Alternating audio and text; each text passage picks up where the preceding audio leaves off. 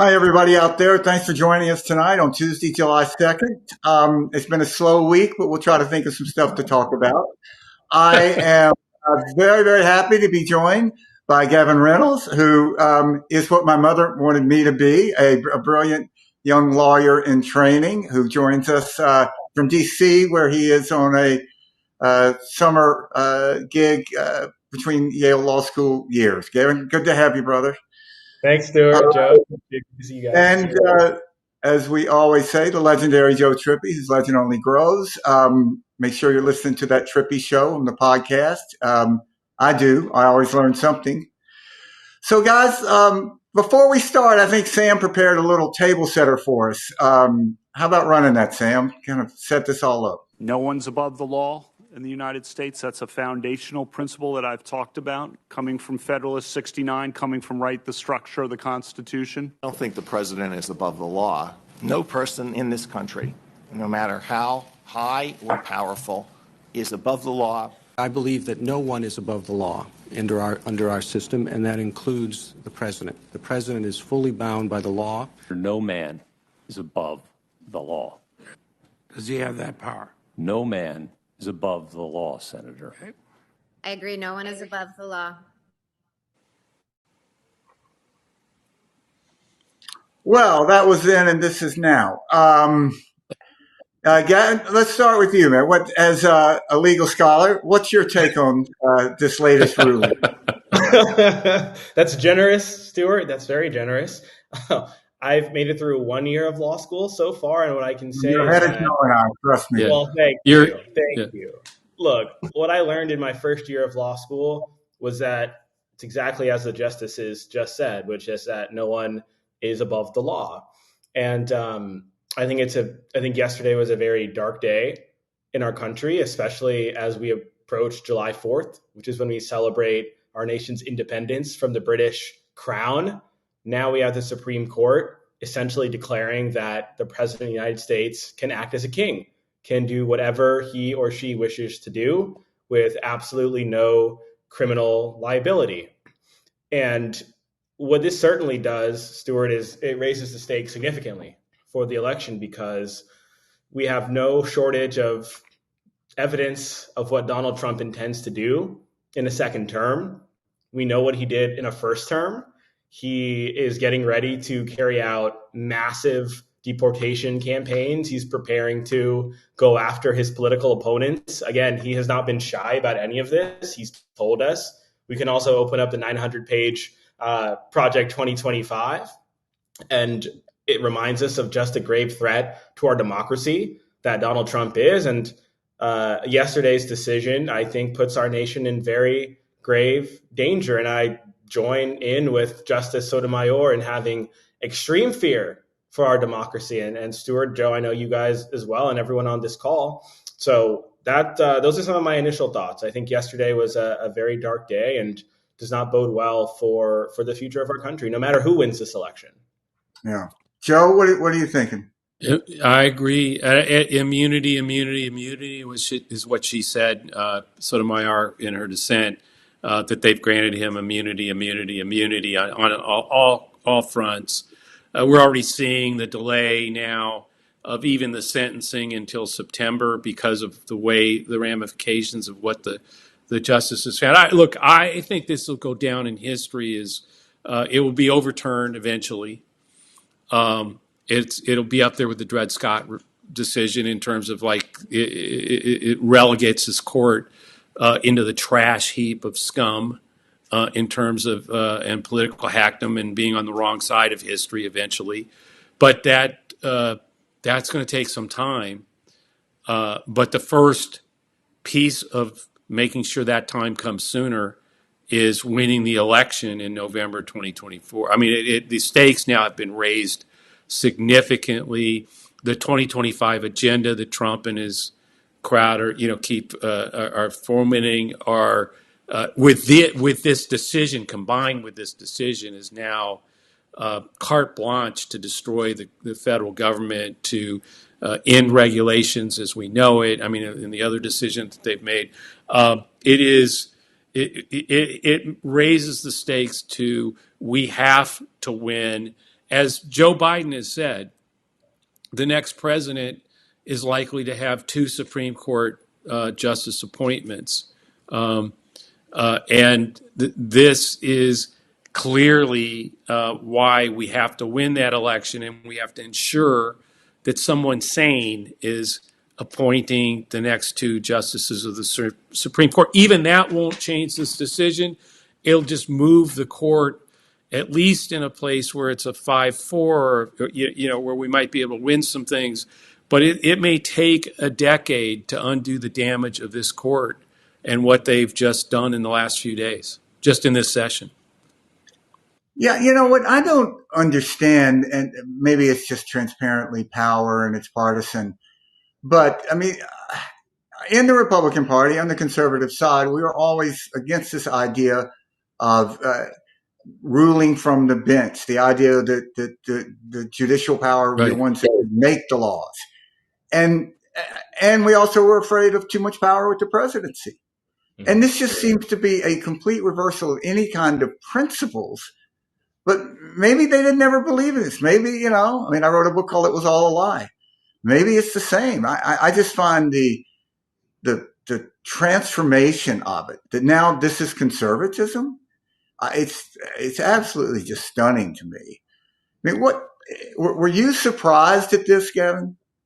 Look, we all saw the writing on the wall. I mean, we know what Donald Trump did in appointing some of the justices we just saw a few minutes ago, Justice Kavanaugh, Justice Gorsuch, and Justice Barrett. And, the court has been handing down decisions that I think a lot of court observers have reacted to with great concern in terms of the direction that the court is moving in. And you mentioned just sort of the hypocrisy, right, between what conservatives and conservative justices certainly have long professed about sort of not consolidating too much power, right, in the executive branch. We saw with Chevron earlier, I guess last week it was, the court declaring that, or the court significantly stripping away the power of administrative agencies within the executive branch to enact policies that Congress, the legislative branch, didn't necessarily, specifically enact or give to them. And so it really just, I think I am baffled that they could have handed down these 2 decisions in one case that chips away at authority, for the executive branch, and the other that gives it absolute authority. But, I think we have to recognize that the conservatives on the Supreme Court, take Clarence Thomas. For a very long time, he has been ruthlessly on a mission to essentially expand the power of the presidency, right? Not the presidency. He's been waiting for this very decision. And you certainly can't take the politics out of it, Stuart, like you said. And we don't know sort of how internally these justices rationalize these decisions to themselves. Go ahead, Joe. No, I was going to say this is actually pretty easy to see how they rationalize it, right? You're enthralled with the power of corporations and the belief that we end all the regulation, the overregulation, go totally in on destroying the ability of Congress. Making it so Congress has to actually specifically state something. An agency and experts cannot regulate something. Drugs, the whole thing, get rid of it all. Why? For pharma, for oil, for all those interests. At the same time, empowering, basically doing everything you can to make sure that Donald Trump can't be prosecuted for a damn thing. And even the prosecution of the hush money case, where he's found guilty of 34 felony counts, comes into question because you've actually, in the decision, made clear that, there may be some things that happened in that case that got to where you were seeking testimony from people who would be covered under this presumed immunity crap that they passed. So it's very simple. It's the Federalist Society. It's the Project 2025. These are all creatures of that movement. They were put there on purpose to do exactly, and they are doing their duty, not to the Constitution, not to the United States, not to law and order and the pursuit of justice, but to this craven, calculating plan that's been in motion for 20, 30 years. And we were, in a lot of ways, still playing by the rules, thinking, no, that's not what we're seeing. Well, guess what, folks? You're seeing it. You just saw it. This whole session was about that. And that's why I think the stakes are much bigger than even I thought. I mean, we talk about democracies on the line, all that, Right. and what they've done to take your rights and freedom away. But Stuart, I really think you've hit it. What's really wrong with our ability to understand this right now, when you've said over and over and over again, we lack the imagination to understand how far they'll go, how bad this could be, and what they're trying to do. And I think that's exactly right. We still, even with these decisions, even as much as people freaked out and went like, holy crap, this is what the court found. I still think this nation, all of us, even those on the pro-democracy side, really is as concerned as we are about this election, as big as we believe the stakes are, we still lack the imagination to understand where this court, where this movement, what the Heritage Foundation, what the Federalist Society, all these, where they're trying to take this country and what they know, and why, by the way, why they're so energized. And why the base is so energized on the MAGA side to realize they are on the cusp of pulling it off, because we can't imagine where they want to go and where they're going to take us. And that's what I think is critical about how people have to respond to all the stuff, the debate, everything else that you're seeing this week, and that everybody's talking about. No, we have to win in November. We must. And we have to do whatever that takes to make sure it's done, and get your oar in the water, and one way or another, make sure we win. Well, just to, play off your optimism here, we don't really talk enough about Leonard Leo and about the Federalist Society. Yeah. I mean, it started at Yale in the early 80s in a weekend conference that had an innocuous title like, What is the Future of the Judiciary? And out of that came the Federalist Society, and it's very difficult to say, like you said, they haven't accomplished what they wanted. But you know what is extraordinarily frightening is that their next project, what Leonard Leo, they basically declared victory for the most part on the court system, and now they're going after the electoral system. And Leonard Leo received the largest contribution in American political history, $1.8 billion. It was given by this obscure but obviously very successful Detroit electronics, a guy who owned the Detroit Electronic Company. He gave his stock to a transaction that was handled through a trust that ended up with Leonard Leo. They then sold it for $1.8 billion, avoiding most of the taxes on it. And that money now is going to a plan to change our elections. And they're doing it very calculated, very methodical way. Some is sort of above the water table in that they're going after Secretary of States, or supporting candidates where there's appointed Secretary of States to try to get a governor. But a lot of it is much more granular than that, from going after local election officials. They're holding seminars. And it's, if you think that their track record, they're much better funded now than they've ever been before. And it's extraordinarily chilling. And I think at the heart of all this is their realization that there is a short window to change and curate the vote and the system. Not to say that race is about all of this, but a lot of it is about race. Trump's coalition is 85% white in a country that is 59% white or so. majority of Americans who are 16 years and younger are non-white. And that is the end of the Republican Party as it currently exists, unless the party changes, and it has no desire to change. But look, let's go to Thursday night. Gevin, I assume you watched it. What were your thoughts? Just get it off your chest. It's okay. Come on. Yeah, I've been waiting to get it off my chest. No, look, I think a lot of us had very high expectations for the president. I think a lot of us were hoping that the president would come out with that State of the Union energy. I was at a watch party initially, and a few minutes in, I had to go home. I had to go home. I had to watch it in solitude.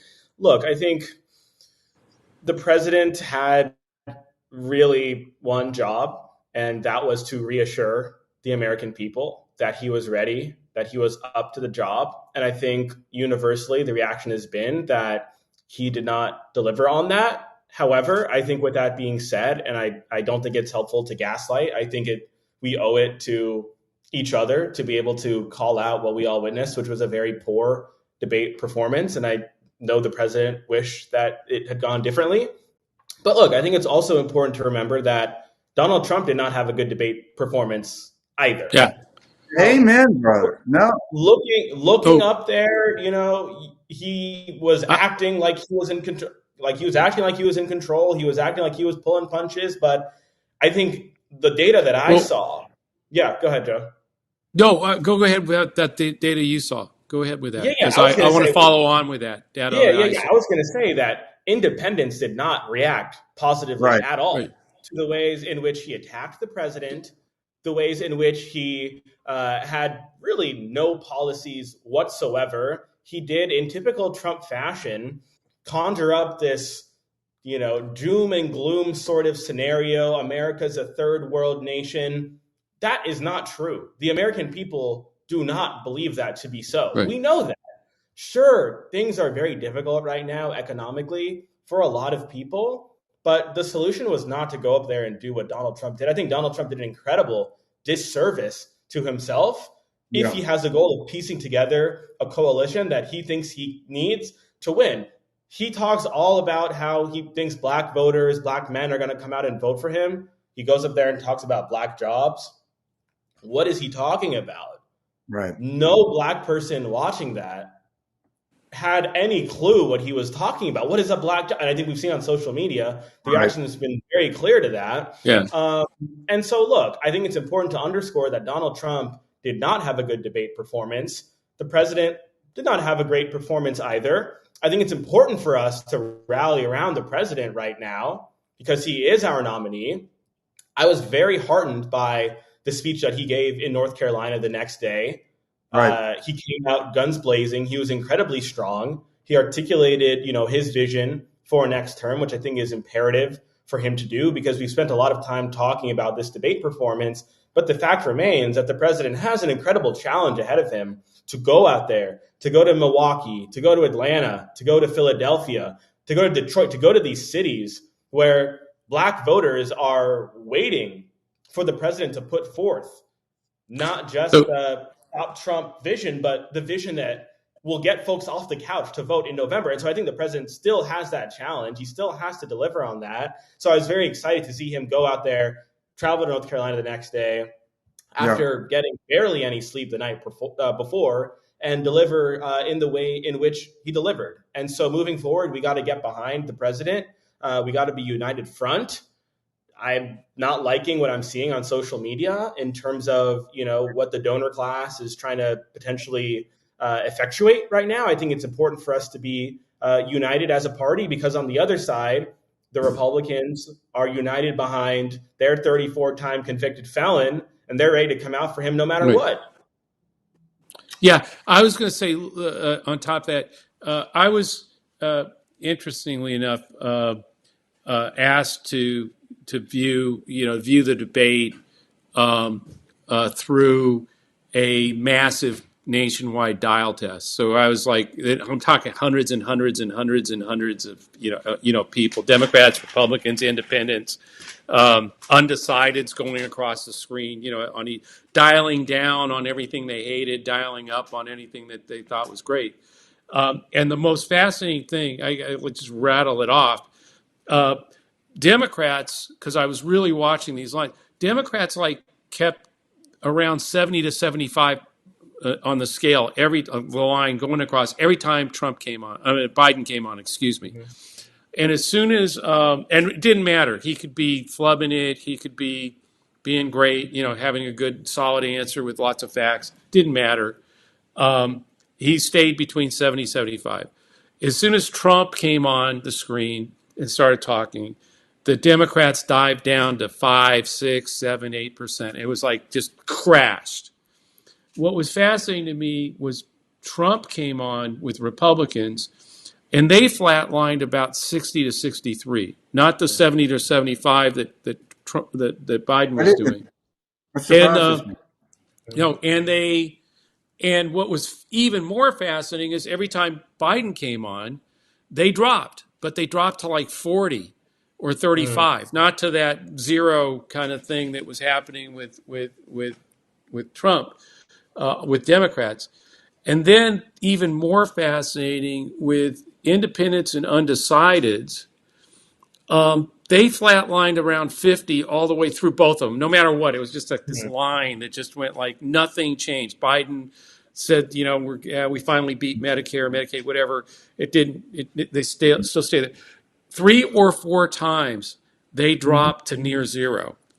And they were when Trump attacked Biden for being a Chinese Manchurian candidate. I mean, I watched with whoa, it went like that. And 2 or 3 other times, like you said, Gavin, when he went overboard on personal attacks and just outlandish, you're destroying the country. Yeah.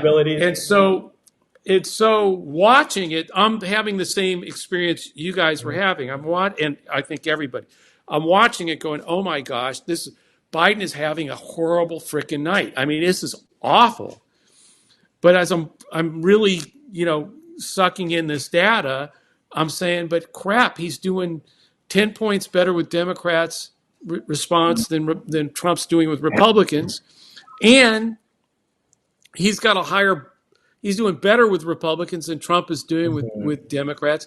And I don't know whether anybody won independents or undecideds or lost them, but the only guy who took any hits from both groups was Donald Trump, not Joe Biden, even in his worst moment. Right. So you look at that and you say to yourself, hey, as bad as it is, you could make a case Biden won on points. Now, unfortunately, the dial test stops, the debate's over, you turn on CNN, MSNBC, and everybody else, and it's over. It's a disaster. Biden was too old. He's horrible. And so then you got to throw out all that data, that the dial test, because, that might have been 10,000 people. I don't know how many people were on it, but even those 10,000 now are getting this dose of Democrats saying, oh, I think he needs to get out, or the questioning of it, the press piling on, different, Doggett today saying, first Democrat saying he needs to withdraw from the race.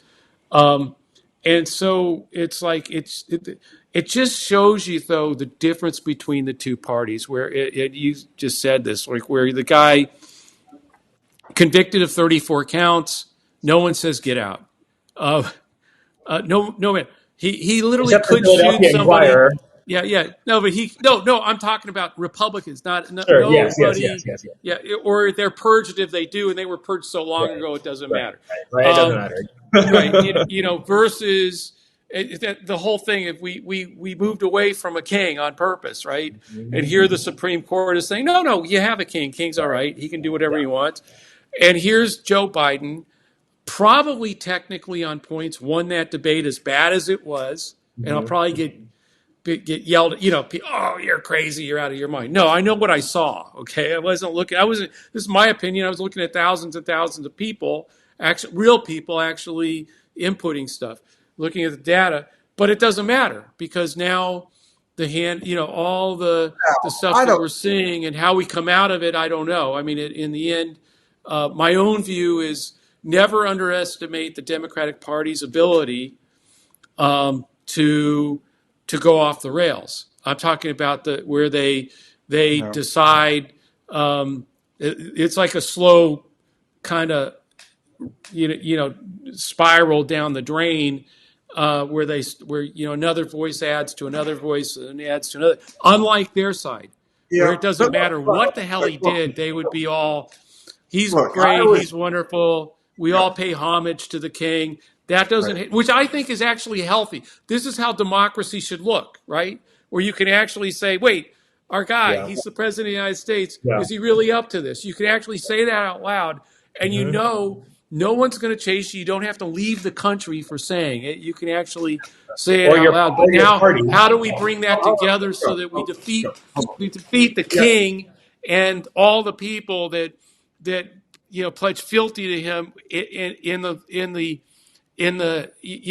cause of taking our rights away, forcing their view of the world on us, on the women of this country. That's what the big picture is. Hold on, please. Look, I was there when Bush had a terrible debate against Kerry, and he went down 5.5, 6 points. Mm-hmm. I was there when Romney had a good debate. Obama had an off night. That was 5.5, 6 points. So for this to be the disaster that it's being portrayed as, he would have to go down 7 points, 8 points, and I don't see any indication. Have you seen anything, guys, that it's going to be like that? I mean, the poll that I've seen has been all over the place. I think it's really hard to draw any firm conclusions, and it's still very soon. Well, yeah. I mean, I haven't seen a 7. No, point. I was going to say after watching the dials that I saw, I wouldn't think that there would be much of a change. That's what I'm saying. I mean, we're now the other side of that is we're so polarized and we're so tribal that even with that, I don't think it'll be much of. I mean, could it be a point or two? Yeah, but I don't think it's going to be. We're not going to wake up tomorrow and see it. Biden down 12 points. That's not going to happen. It's who is surprised that the president is old? Who's surprised by that? Whose minds were really changed, right? I do think it was certainly an unhelpful display of that in a moment when he needed to perform much more strongly. But, I think on net, most people know the president is an older candidate. They're not in it to vote for, the young candidate right now. They're in it to vote for a candidate who they believe will lead our country in the right direction. And the president has an incredible track record. The president has an incredible track record of accomplishments on the economy, on actually making progress to solve the crisis at the border, where his opponent, blew up a bipartisan agreement that, was about to pass through Congress. And so, I think as voters think about the next 4 years, I really think that the debate made the contrast quite clear in terms of the two divergent, visions for the future of the country. Well, but the media, which is why Resolute Square exists, the media is already. There's only one narrative, and it's Biden, the too old. Oh my gosh, there's none of them. Okay, the Philadelphia Inquirer. Okay, God bless you, Philadelphia Inquirer. That's going to turn. No, but I'm just saying. No, that's why That's why we're due Resolute Square, because somebody's got to start a platform where shows like this, where we can talk about this stuff and put it out there for real, what the real issue is. And that's not just this show, but other shows we hope to create over time if enough people support us. But you can just see what's going on in the media. I mean, the New York Times. I mean, they're all CNN's so damn proud of their damn debate. Hey, 51 million people watch us.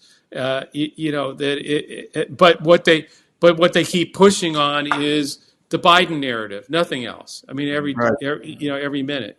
So guys, we got to wrap this up. But as I understand that he's doing a 2-part interview with George Stephanopoulos that's going to come out July 4th, the first one, and the 5th, maybe the second, or maybe the following Sunday.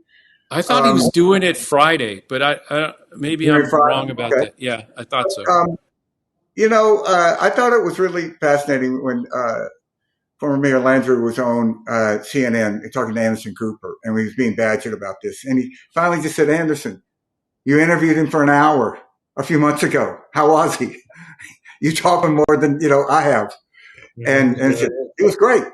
So I don't know. I think people are capable of having a really, really bad night. It goes worse. But tell us, as we wind this up, Gevin, what are you looking for in the next few days or next week that we all kind of should be attuned to? Definitely. I mean, I think, look, I'm excited to see the president get out there more than he has been recently. Like we were just saying, he has some interviews lined up. People are wanting to see the president out there. They want to see the president do more than teleprompter scripted remarks. They want to hear him off the cuff with reporters. They want to hear him, at press conferences. They want to hear him in more sort of casual interviews. So I think people are looking for that. I'm looking to see the president engage in those settings to really put to rest any of the concerns that folks had after seeing him in the debate. And like I said, I really still, I'm looking for the campaign to continue to engage with communities that right now aren't feeling necessarily as energized. I think about Black voters right now. I think about Black voters a lot, and I think about young voters. I don't think that the debate last week had really any impact on how young voters or voters of color are feeling right now about this election. Many are not tuned in, and those who are tuned in are still, looking for that affirmative vision for what our president, what the next president will do for them over the next 4 years. And I think President Biden, needs to continue to lean into delivering that message in the communities that need to hear it. Donald Trump certainly is not going to be doing that. But I think we've seen enough data that shows that, if Donald Trump can pick off just enough support from folks in certain communities, or if just enough folks stay home, that this election won't go the way that we want it to go. And so I'm looking for the president to continue to get out there on the road, in communities that need to hear from him, to make sure that the folks that we need to show up to vote in November will do that. Yeah, I think it's going to be a good week ahead. Yeah. Well, look, thanks everybody for joining. Make sure you do subscribe to Resolute Square. We have coming up at the top of the hour, we have a special show with John Harwood, who has been, one of the most extraordinary journalists of our time. When I was a Republican, I butted heads a lot with John Harwood, but I always respected him. He always listened. He was always a total pro. And I know you and Joe's going to join us for that. And I know you and John are real close, Joe. So if you're a member, tune in at 8. If you're not a member, you ought to join so you can tune in at 8. Make sure you listen to the Trippi Show and Enemies List, Rick Wilson Show. And we'll see you next Tuesday. Here's to a great 4th of July.